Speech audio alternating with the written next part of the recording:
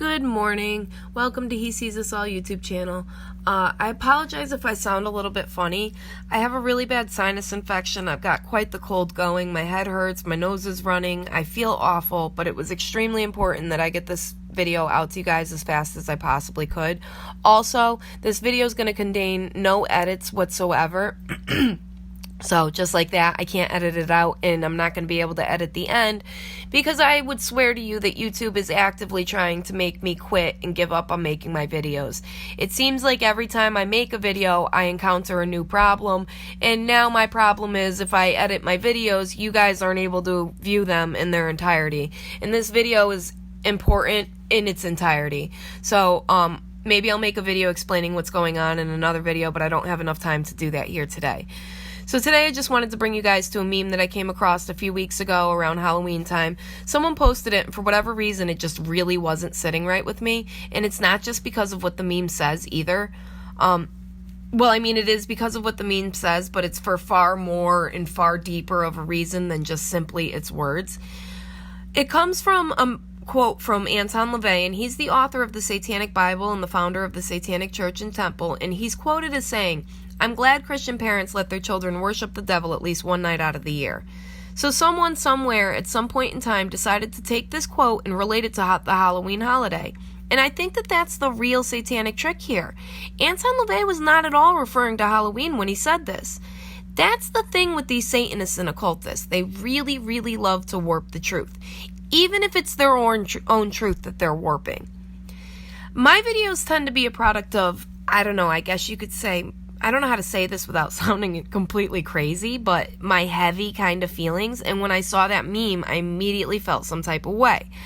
I truly feel that God's guiding me in my research, and I know in my heart and soul Anton LaVey was referring to Christmas.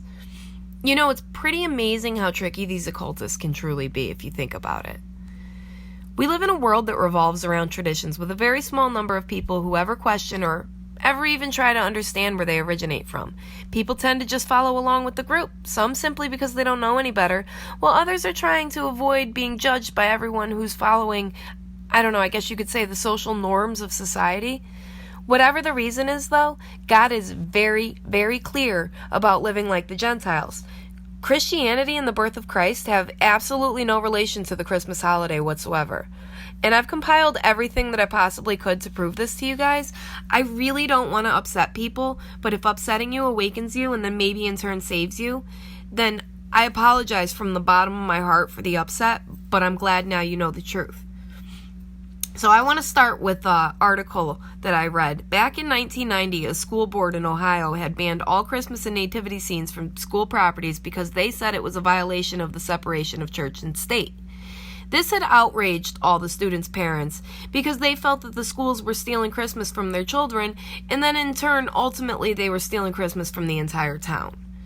So they brought the case to the courts, and the school board lost because the town's citizens had provided enough evidence to prove Christmas actually carries no Christian roots and should be considered more of a secular worldwide tradition. So the courts had agreed with the town, and they ruled that the Christmas and the manger scenes could remain because they're not really a part of Christianity or religion. I thought that was really interesting. So the manger scenes that supposedly depict baby Jesus with Mother Mary and the animals and the three wise men have no relation to Christianity or religion whatsoever. So says the courts anyway. But prayer and Bible reading, which are a part of religion and Christianity, must remain excluded from schools. So this was a ruling back in 1990. Also, I came across an article from an American newspaper called the Buffalo News. It was a November 22nd, 1984 edition. It says, "It is considered likely the first Christmas celebrations were in reaction to Roman Saturnalia, a harvest festival that marked the winter solstice, the return of the sun, and honored Saturn, the god of sowing. Saturnalia was a rowdy time, much opposed by the more austere leaders among the still minority Christian sect." I didn't know what austere meant, so I looked it up, and it simply just means like the stricter leaders, the stricter Christian leaders. So Christmas developed, one scholar says, as a means of replacing worship of the sun with worship of the sun, as in the Son of God.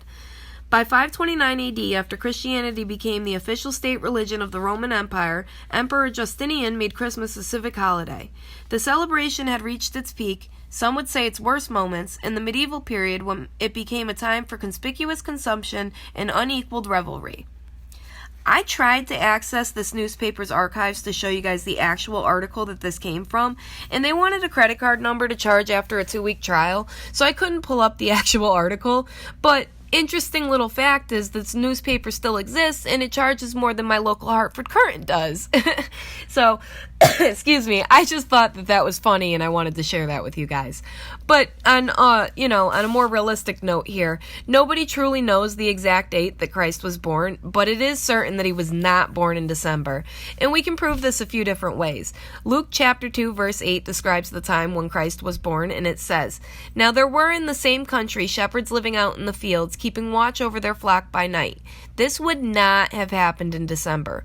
Both Ezra chapter 10 verses 9 through 13 and the Song of Solomon chapter 2 verse 11 demonstrate how the winter was a cold and rainy season, and there's no way that the shepherds could stay out in the freezing open fields at night.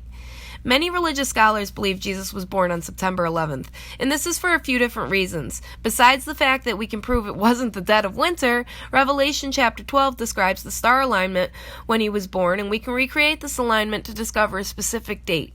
That date ends up being September 11th, 3 BC. This could be why that huge satanic sacrifice of thousands of people took place on this day in 2001, a way of truly warping the birth of Christ, like a truly dark and satanic way of warping the birth of Christ. So, was Jesus born in September or December? Everything that I've come across and found shows that December and Jesus Christ have absolutely nothing to do with each other. In a 1911 edition of the Catholic Encyclopedia under the term Christmas, it reads, "Christmas was not among the earliest festivals of the Church. The first evidence of the feast is from Egypt."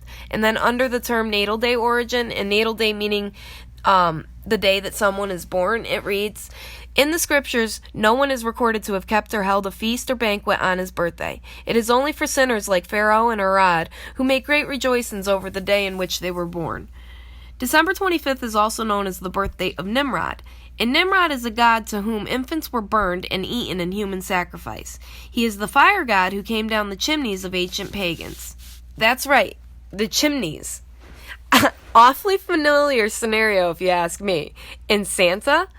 Well, other than the fact that you can just simply move the N and spell Satan, is better known as Saint Nicholas or Jolly Old Saint Nick. And Jolly Old Saint Nick?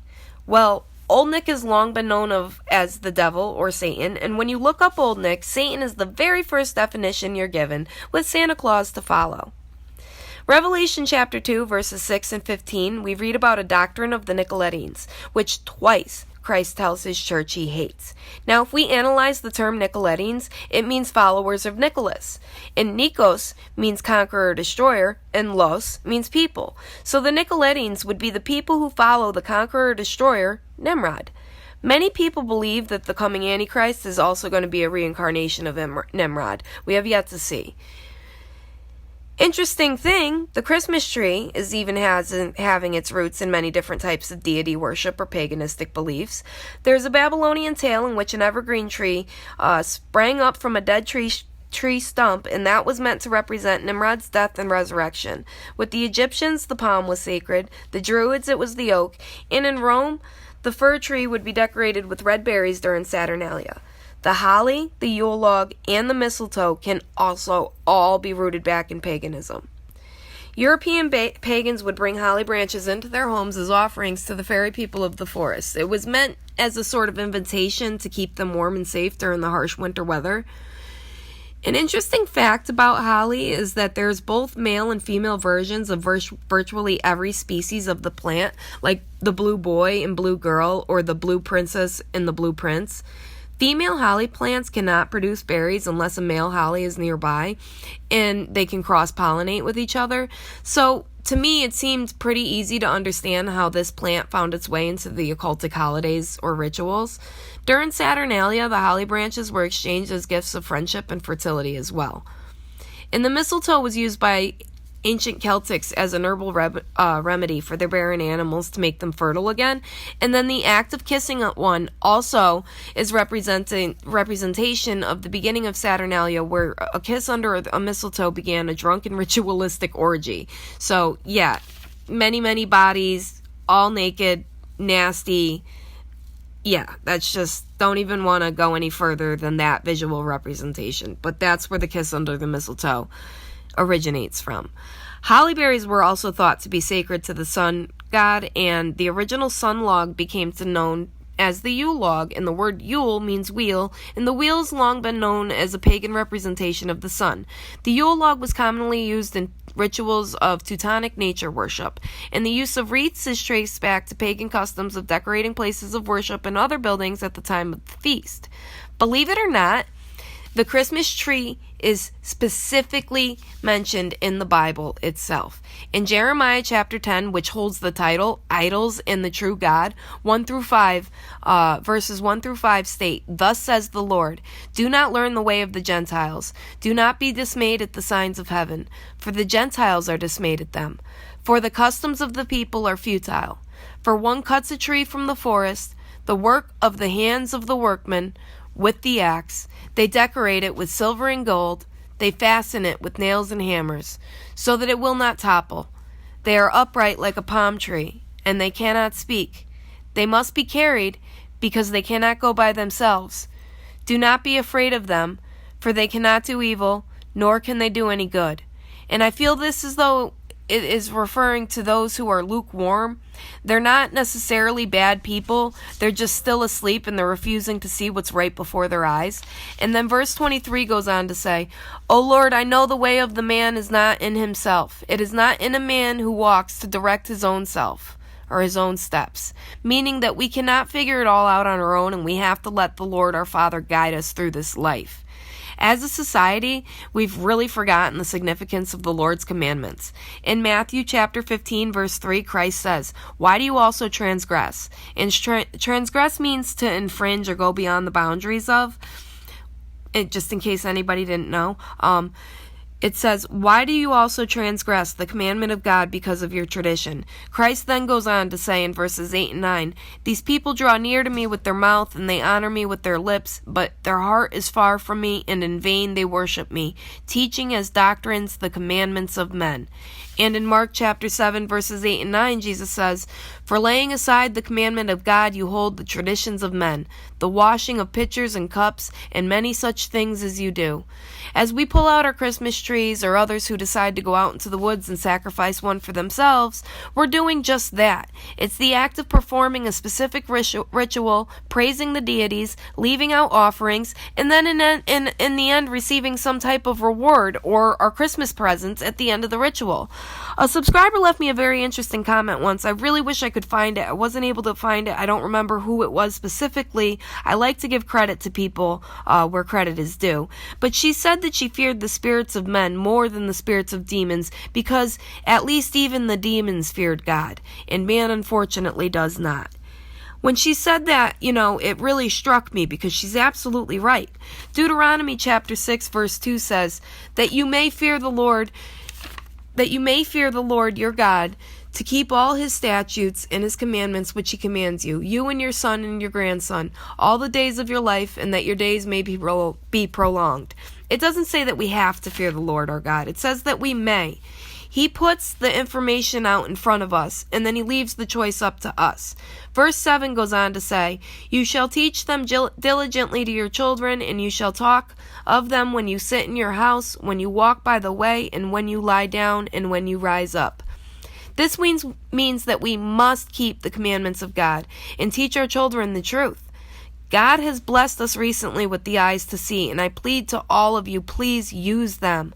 I don't want to be that person, or a Scrooge, I guess you could say, but I refuse to keep quiet when it comes to our salvation, the salvation of all of us.